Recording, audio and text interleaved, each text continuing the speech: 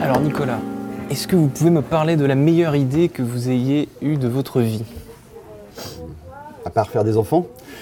À part faire des enfants, ouais. Je dirais que c'est la carte vitale. Là, je sors de la pharmacie parce que j'avais un petit problème de voix.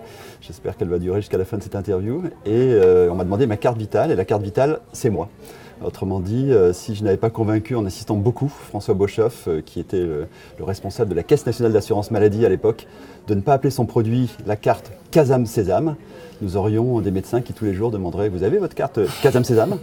Et désormais, ils disent, enfin depuis toujours, ils disent la carte vitale et j'en suis très fier. Donc le nom de la carte vitale, c'est vous? Oui, le produit, c'est pas moi. Nous, notre métier, c'est d'ajouter de la valeur ajoutée immatérielle aux objets matériels, donc une pauvre carte plastique qui devient essentielle grâce à son nom.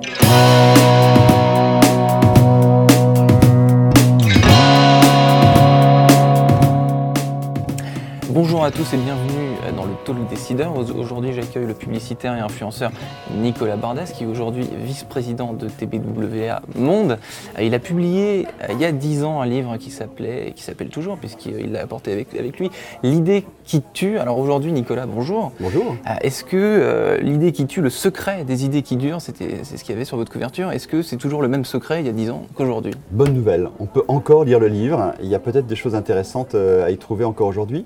D'ailleurs, il vient d'être traduit en arabe, après avoir été traduit en chinois et en anglais. Donc c'est un bouquin pérenne. Donc voilà, et en fait je l'ai conçu comme tel, parce qu'au moment où les bouquins étaient tellement jetables à l'ère du digital, je me suis dit, il faut que je trouve une idée qui tue, qui soit durable. Et le bouquin, c'est comment les idées deviennent idéologie, autrement dit, comment les idées durent plus de 20 ans ou plus d'un siècle, voire plusieurs siècles, en regardant à la fois les idées politiques, les idées religieuses et bien sûr les idées économiques et les marques, qui est mon travail au quotidien. Et j'ai essayé de trouver quels étaient les éléments communs, en fait, qui permettent à des marques de devenir, à des idées plutôt de devenir idéologiques, qu'elles soient des marques ou pas.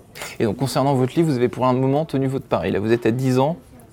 10 ans d'ancienneté. Voilà, donc il faut encore 10 ans pour que la génération soit complètement acquise. Et d'ailleurs, c'est assez amusant de voir que dans les 10 commandements, puisque comme je fais un parallèle avec les religions, je termine mon livre sur les 10 commandements, le 10e, c'est entretenir ses réseaux, ce qui est quand même encore d'actualité, j'allais dire plus que jamais d'actualité. Mais au-delà de ça, le premier, c'est quand même avoir une idée subversive. Ce qui fait la valeur d'une idée, c'est sa puissance et sa force de subversivité. Sur le réseau, on en reparlera tout à l'heure. Vous êtes aussi prof à Sciences Po. C'est quoi votre astuce justement pour déceler une mauvaise idée? Qu'est-ce que vous conseillez à vos étudiants? Justement, une bonne idée, c'est une idée qui tue quelque chose de préexistant. Autrement dit, si on a juste une petite idée qui améliore l'existant mais qui ne le change pas vraiment, on va dire que c'est ce qu'on appelle de l'innovation incrémentale, donc qui donne un petit plus, mais ce n'est pas une vraie idée qui tue. Une vraie idée qui tue, c'est une idée qui réussit en tuant une idée reçue, qui est une idée centrale et majeure. Et plus vous tuez une idée reçue qui est importante, ou perçue comme telle par les gens, plus vous allez établir une idée forte nouvelle, que ce soit en matière politique, en matière religieuse ou en matière économique. Et donc une idée qui ne tue pas quelque chose, c'est une bonne idée au mieux? Voilà, une idée qui ne tue rien, elle ne tue pas grand-chose, donc c'est une petite idée. Et donc la question que je pose souvent, aussi bien aux créatifs d'agence que à des étudiants, puisque c'est la question que vous posez, c'est mais qu'est-ce que ça change? Qu'est-ce que ton idée change? Qu'est-ce qu'elle modifie dans l'existant, dans l'attitude, le comportement ou dans le mental des gens, puisque une idée doit remplacer quelque chose dans votre tête pour que vous puissiez adhérer à cette idée. Alors Nicolas, vous avez dit dans une interview à une école de commerce qu'aujourd'hui, nous sommes tous des influenceurs. Donc vous, c'est certain, vous avez des comptes certifiés à peu près partout. Mais nous, moi, nous, les gens, tout le monde a toujours été influenceur. Le bouche à oreille n'est pas né avec Internet. Et donc, on parlait déjà de sa nouvelle montre, sa nouvelle voiture autour de la machine à café ou au déjeuner avec la belle famille le dimanche. Donc ça existait de tout temps. La nouveauté, c'est que chacun est devenu un média. Et donc, même si on est un petit influenceur, autrement dit, même si on a peu de followers sur Twitter, Facebook, Instagram, on peut quand même avoir une grosse influence. Pourquoi? Parce que ceci peut être démultiplié par des gens plus importants que vous qui soutiennent votre idée en la likant, en la retweetant ou en la réinstagrammant. Alors les entreprises, justement, pour vanter leurs marques, leurs produits, s'arrachent ces influenceurs, qu'ils aient 10 000 followers ou 100 000. Vers quoi se dirige la publicité avec ce modèle-là? Est-ce que les influenceurs, c'est quelque chose de pérenne ou alors est-ce que c'est une bulle qui peut éclater à tout moment? Non, les influenceurs sont pérennes, mais il ne faut pas considérer qu'il n'y a que les gros influenceurs qui comptent. Autrement dit, chaque marque devrait considérer que chaque client est un influenceur potentiel. Si je prends l'exemple de ma femme, comme dirait Colombo, Elle arrive à l'aéroport de Roissy et elle attend 1 heure ses valises. Et donc maintenant, on voit le temps d'attente. Et elle avait un rendez-vous important, elle revenait de Chine et elle n'a pas de followers sur Twitter, elle a un compte avec 3 followers. Elle me demande de le retweeter et avant de quitter l'aéroport, elle avait des points que Air France généreusement lui avait donné, alors qu'Air France était responsable de rien, puisque c'est Aéroport de Paris qui est responsable de ça. Mais où je me suis plaint plus récemment, toujours chez Air France, du fait qu'à 14h précises, on n'avait plus rien à manger au lounge et que c'était juste pas possible. Bizarrement, il y avait des choses à manger 15 minutes plus tard. Donc il y a un effet immédiat, j'allais dire, en utilisant les réseaux sociaux comme élément de service après-vente. Alors quelle est l'opération marketing publicitaire la plus virale sur Internet, donc, que vous ayez vue de votre vie ou qui existe sur Internet? La plus virale, alors publicitaire ou pas, on pourrait discuter, de l'histoire, c'est le Ice Bucket Challenge. Vous vous souvenez, pour lutter contre la maladie de Charcot, l'idée c'est de s'envoyer un seau d'eau glacée sur la tête et d'appeler 3 amis à faire de même.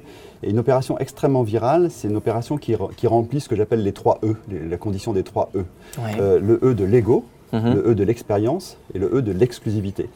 Plus vous jouez sur l'ego des gens, plus ils partagent. Plus vous jouez sur l'expérience, plus ils partagent, pour donner une expérience étonnante. Plus cette expérience est exclusive, ils l'ont et d'autres ne l'ont pas, plus envie de partager. Alors Nicolas, vous êtes un provincial assumé, vous êtes auvergnat, vous avez grandi à Clermont-Ferrand et vous êtes arrivé à l'ESSEC, à Paris. Est-ce que vous avez des astuces, des conseils à donner aux jeunes provinciaux qui arrivent aujourd'hui et qui débarquent en école de commerce pour réseauter, pour rencontrer les bonnes personnes et ainsi se retrouver peut-être vice-président monde de TBWA?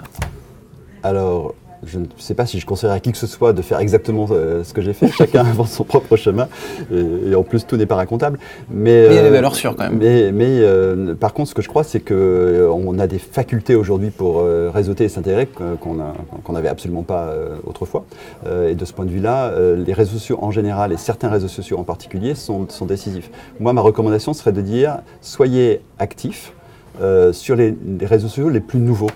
Parce qu'il y a une sorte de prime, moi à l'époque c'était Twitter qui a été un élément déterminant au moment du lancement de mon livre en particulier. Il y a une sorte de prime quand on est parmi les nouveaux arrivants. Et là tout le monde est amical avec vous, tout le monde a envie de discuter, de parler, etc. 4-5 ans après, le réseautage marche un peu moins bien. Donc il faut identifier le prochain réseau social. Je dirais qu'en ce moment c'est Instagram. Pourquoi? Parce qu'avec la messagerie, Instagram, qu'ils ont ouvert live récemment, on voit si les gens sont là ou pas. On peut, entre guillemets, piéger les gens. Et comme les gens sont à peu près polis, ils répondent lorsqu'ils reçoivent un message Instagram et ils savent qu'ils ont la petite lumière verte allumée. Donc en ce moment, c'est Instagram. Mais guettez le prochain réseau, soyez actifs et surtout soyez généreux. C'est-à-dire qu'il faut donner pour recevoir. Et donc c'est parce que vous allez amener de l'information, des retweets intéressants qu'on vous suivra, etc. Donc ne demandez pas avant d'avoir donné. Avoir l'audace sur Instagram, c'est en ce moment votre conseil. Merci Absolument. Nicolas.